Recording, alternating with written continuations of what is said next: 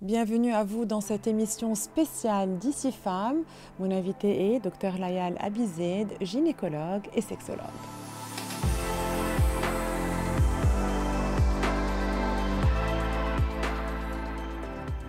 Bonjour Dr Abized, merci d'avoir accepté notre invitation. Bonjour, c'est moi qui vous remercie. Alors vous êtes gynécologue et sexologue. On va parler du cancer du sein. Nous sommes en novembre, donc on prolonge Octobre Rose. En fait, comme je vous le disais hors antenne, le cancer du sein, il faut en parler toute l'année, pas seulement en octobre.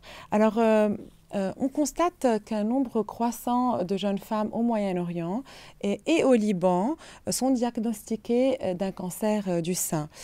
Pourquoi ce phénomène ? Malheureusement, vous avez vu récemment les statistiques qui sont sorties et le Liban est parmi les pays qui ont le plus de cancers chez les jeunes. Donc, le cancer du sein, c'est le cancer numéro 1 chez la femme, donc il faut s'inquiéter, surtout que c'est diagnostiqué de plus en plus chez des femmes jeunes. Les études ont montré que le Liban a une incidence de cancer du sein énorme, diagnostiquée avant l'âge de 40 ans. Du coup, il faut faire un dépistage ciblé chez ces femmes. La cause, on ne la connaît pas, mais on sait très bien que c'est un pays qui est pollué. On n'est pas un pays industriel, mais on a des générateurs partout, dans chaque immeuble, et l'émission des gaz par ces générateurs sont considérés comme de la vraie pollution avec un risque de toxicité et de cancer. La crise des déchets qu'on a eue en 2015 avec la combustion de ces déchets et l'émission de gaz cancérigènes, un phénomène assez important que moi-même, je me pose la question, est-ce que le fait qu'on boit de l'eau en plastique ne serait pas un facteur essentiel dans le cancer du sein, parce que vous savez que on est en train de prohiber l'utilisation de plastique dans le monde entier. On sait que ces plastiques, avec de la chaleur, et on est un pays chaud, relarguent des phtalates, des PFA, du BPA, et que serait-ce dans l'eau avec nos conditions de stockage, la chaleur dans le pays, et les moyens de transport de cette eau pour les livrer à nos appartements. Donc, est-ce qu'on n'est pas en train de boire de l'eau pleine d'hormones et on est en train de mettre nos femmes, nos enfants et même nos seniors en hyperœstrogénie? Je me pose cette question. Est-ce que c'est contrôlé? Est-ce que c'est étudié? Honnêtement, j'en ai aucune réponse, mais ça vaut la peine d'être étudié. Bien sûr. Donc, d'après vous, ce n'est pas un facteur génétique, c'est essentiellement un facteur environnemental. Il se peut parce qu'au Moyen-Orient, il y a un nombre plus élevé de diagnostics de cancer du sein jeunes.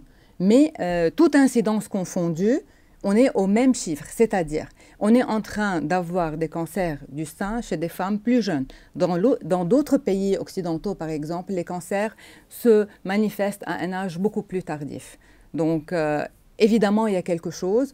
Est-ce que c'est la génétique? Malheureusement, on n'a pas de statistiques, mais sûrement l'environnement y est pour quelque chose, parce qu'on a énormément de cancers et des taux très élevés chez des jeunes. On va parler de détection précoce, puisqu'on parle de femmes jeunes atteintes du cancer du sein.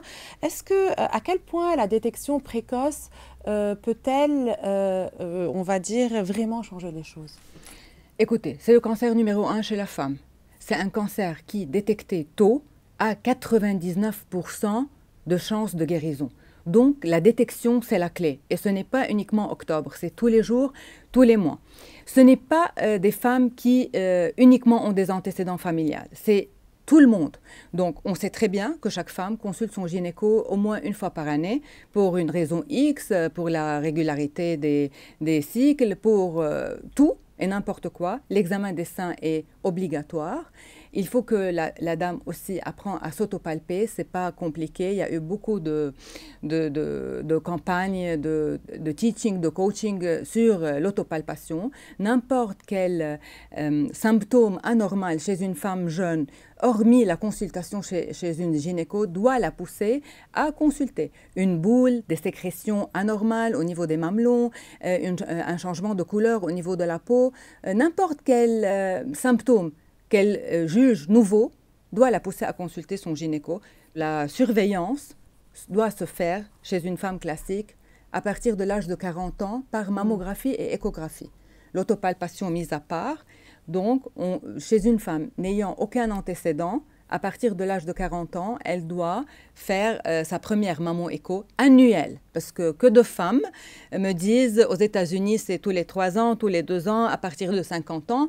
Ils en ont d'autres statistiques, d'autres incidences. On doit suivre les incidences libanaises. Et pour revenir un peu sur le facteur génétique, lorsque la mère, la tante ou la grand-mère ont eu un cancer du sein, quel est le risque? Ben, plus on a des antécédents de premier degré, c'est-à-dire une mère, des tantes, que ce soit maternelle ou paternelle.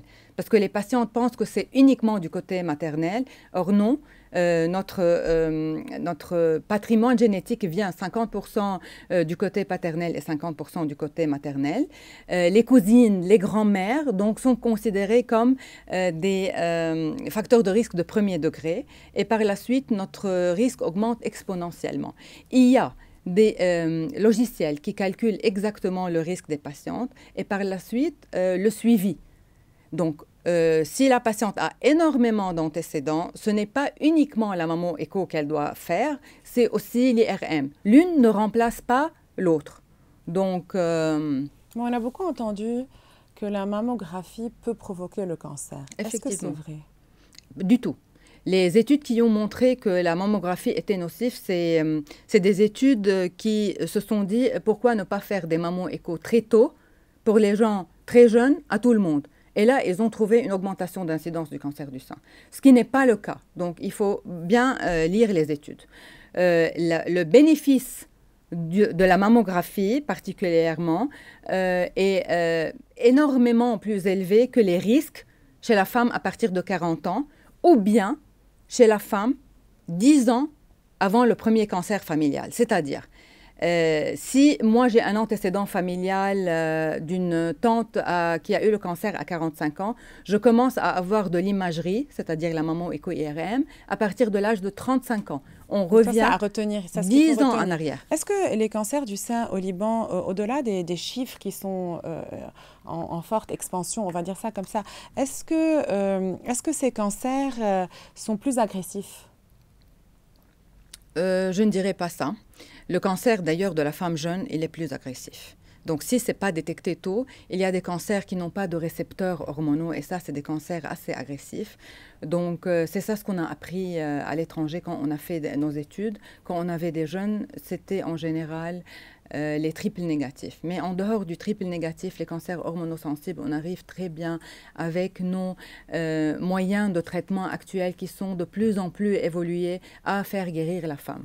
Mais tout cancer détecté très jeune, en principe, c'est plus agressif, est considéré comme plus agressif. Comme je le disais tout à l'heure, on parle beaucoup d'Octobre Rose, de ces campagnes de prévention, mais on parle beaucoup moins du vécu des femmes atteintes, surtout celles qui subissent une mastectomie. Et comment vivent-elles cette étape? Et quelle est la part du choc psychologique? Est-ce qu'elles sont épanouies sexuellement? On ne parle pas assez de ce sujet-là. Effectivement, malheureusement, la femme, elle est prise en charge comme quoi vous avez un cancer, il faut vivre, c'est ça l'important, alors que tout le côté psychologique et sensuel et sexuel est mis de côté. C'est le cancer numéro 1. Les femmes sont de plus en plus jeunes. C'est un organe externe, le sein. C'est un organe sensuel. Donc, les femmes qui subissent la mastectomie sont en train de vivre une mutilation. Vous êtes en train comme de couper un sein, c'est-à-dire comme si vous coupez un bras, un pied. Donc, c'est une amputation de la féminité et c'est un rappel continu du cancer qu'il existe. Si j'ai eu un cancer du rein et que j'enlève mon rein, j'en ai un autre, donc l'autre va compenser. Durant la journée, je vais oublier. Mais le sein, il est toujours là, la cicatrice, elle est toujours là. Et l'absence aussi de cet organe sensuel, sexuel, maternel n'est pas là. Donc, l'accompagnement psychologique est très important. Actuellement, on a la reconstruction, qu'elle soit immédiate ou différée, qui donne de résultats géniaux, à un point où parfois les seins sont très jolis et que la patiente préfère aussi opérer l'autre sein en esthétique pour avoir des seins symétriques jolis. Donc, l'histoire de la reconstruction et mutilation doit être discutée en même temps de la prise en charge du cancer afin de faire comprendre à la patiente qu'elle va guérir, qu'elle va être belle, qu'elle ne sera pas mutilée. Côté sexuel, si elle ne prend pas de traitement hormonal, elle ne sera pas affectée. Si elle prendra le traitement hormonal après, OK, pour les cancers qui sont sensibles aux hormones. Donc, il y a des effets secondaires, mais de nos jours, on a tout développé. Quel genre d'effets secondaires? C'est la sécheresse vaginale, essentiellement, parce que c'est des anti-œstrogènes, les traitements hormonaux. Mais il y a des solutions pour ça. Effectivement. Pour les femmes ayant eu le cancer du sein. Et même des traitements locaux aussi au niveau du vagin, même hormonal, c'est-à-dire même de l'œstrogène. Imaginez-vous qu'on est en train de mettre dans le vagin des femmes de l'œstrogène, dans certaines conditions, parce que c'est local et que ce n'est pas testé dans le sang, du coup ça ne passe pas, afin qu'elle récupère une vie sexuelle normale, épanouissante, parce qu'elle est en train d'être guérie si elle a été dépistée tôt, et parce qu'on a besoin qu'elle soit elle est jeune, donc elle est active sexuelle, elle a tout le droit de l'être, et elle a toute une vie devant elle à vivre presque normalement, je dirais. Et est-ce que lorsque vous mettez en place le protocole d'accompagnement d'une femme qui a subi une mastectomie, est-ce qu'il y a automatiquement un suivi psychologique ou c'est la patiente qui, elle, cherche ça de son côté? Malheureusement, la prise en charge multidisciplinaire, comme à l'étranger, n'est pas installée parce que c'est coûteux aussi. Donc, la patiente, elle est en train de débourser de sa poche les prix des consultations psychologiques. Donc, on ne peut pas l'exiger. Mais je le conseille fortement. En France, par exemple, c'est pris en charge directement. La consultation de la psychologue est immédiate, mais tout est remboursé, tout est pris en charge. C'est essentiel que ce soit pour la famille, pour la façon de manager la vie quotidienne. Et moi, je conseille à toutes les femmes de le faire, que ce soit une consultation ou deux, juste pour s'assurer qu'on va bien et qu'on n'a pas besoin de suivi. Ce n'est pas nécessaire à tout le monde, mais bon, ça vaut le coup. Alors, docteur Abized, quels sont les points clés à retenir lorsqu'on parle du cancer du sein? Cancer très répandu, guérissable chez la femme jeune, du coup, il faut le détecter. La mammographie ne cause pas le cancer, au contraire, elle le détecte et nous pousse à être guéris. Le test génétique, si on a des antécédents familiaux positifs et qu'il s'avère qu'il est négatif, on est toujours à risque. Donc, si votre mère, tante, cousine, des deux côtés, paternelle et maternelle, a eu le cancer du sein, même si elle a été testée génétiquement et que c'est négatif, on est à risque énorme. Faites-vous tester, ne négligez pas ce cancer, il est guérissable, vous allez vivre votre féminité comme si de rien n'était.